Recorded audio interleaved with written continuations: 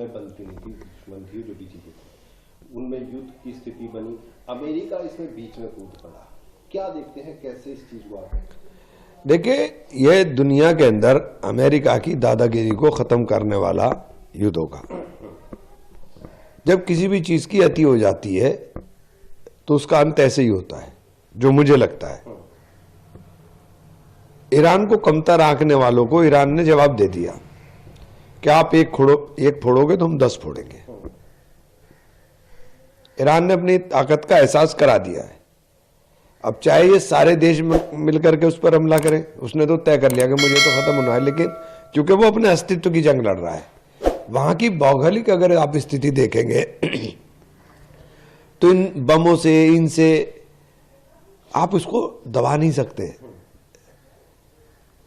वहां पहाड़ है, समंदर के किनारे ऐसे हैं कि जो पूरे के पूरे व्यापार को रोक देंगे। स्ट्रेट ऑफ हॉर्मुज वही है। पहाड़ है, पहाड़ के नीचे उन्होंने अपने पूरे के पूरे सेंटर्स बनाए हुए हैं। आप मारते हो blaster bomb, cluster bomb, bunker buster bomb, उससे कोई फर्क नहीं पड़ता उन पे, कुछ नुकसान नहीं कर पाए अब तक। रोज बता देते हैं ट्रंप मैंने खत्म कर दिया, मैंने कर दिया, वो 4 और मारता है। और अभी कह रहा है कि मैंने भी पुरानी 40 साल से तैयारी कर रहा हूं, अभी तो जंग खाई हुई मिसाइलें मारी हैं मैंने। जंग खाई हुई मिसाइलों में उन्होंने धुआं धुआं कर दिया है। तो ये बोल रात भी उन्होंने परमाणु ठिकाने पर हमला किया, उसने इजराइल के परमाणु ठिकाने पर हमला कर दिया, और हमला ऐसा किया कि रोक नहीं पाया कोई, ना थाड ना पैट्रियट, कोई रोक नहीं पाया। तो ईरान को कमतर नहीं आंकना। और अब अगर ये युद्ध बढ़ेगा तो निश्चित जान लीजिए कि विश्व के अंदर बर्बादी होगी, और ये लोगों को तय करना पड़ेगा कि आपको एक की दादागिरी का स्वीकार नहीं है, क्योंकि अब तय करने का वक्त आ गया। अब बहुत लंबा टाइम नहीं रहा है। अब मैंने 20 दिन पहले जब यह युद्ध शुरू हुआ था उस दिन कहा था कि ईरान नहीं हारेगा, तो हमारी बात को शायद कुछ लोग मजाक समझ रहे थे, लेकिन आज स्थिति सामने है और इसका भुगतान हमारे देश को बहुत करना पड़ेगा। कम करना पड़ता, अब ज्यादा करना पड़ेगा। अगर प्रधानमंत्री जी थोड़ी सी अपनी विदेश नीति को, अपनी कूटनीति को समझ गए होते और समझ करके फैसले लेते तो नुकसान कम होता। नुकसान तब भी होता, ऐसा नहीं कि नुकसान नहीं होता, नुकसान तब भी होता, लेकिन कम होता। अब बहुत होगा। अभी तो ये आप दबा लीजिए इलेक्शन तक, क्योंकि हर चीज तो यहां चुनावी मोड में रहती है।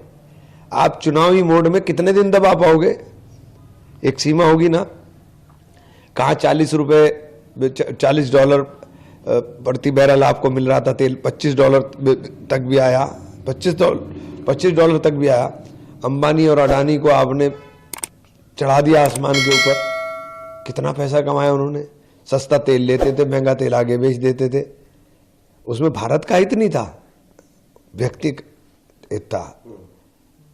भारत के लोगों को तो तेल सस्ता मिला नहीं कि भारत के लोगों को तेल सस्ता मिलाओ। तेल तो वही है ना। जब $120 के ऊपर, $125 के ऊपर प्रति बैरल तेल मिल रहा था, तो पिछले आप 10-12 साल में देखिए तेल तो वही है ना। तेल तो वही है। जब अब यूपीए की सरकार थी तो $100 से, लेकिन जो प्राइस वहां था वो प्राइस पिछले 12 साल के अंदर $25 से $30 आने के बाद भी, $100 प्रति बैरल कम होने के बाद भी प्राइस डाउन नहीं हुआ। अब मेरी बात का बहुत सारे भक्तों को परेशानी होने लगती है जब हम बोलते हैं कि हमने तो पुराने कर्ज उतार दिए। हाँ, सारा कर्ज तुम ही ने उतारा। दुनिया का सबसे कर्जमंद मुल्क बना दिया आपने, सबसे कर्जमंद मुल्क है। तो अब देखिए धीरे धीरे लोगों की समझ में आएगा।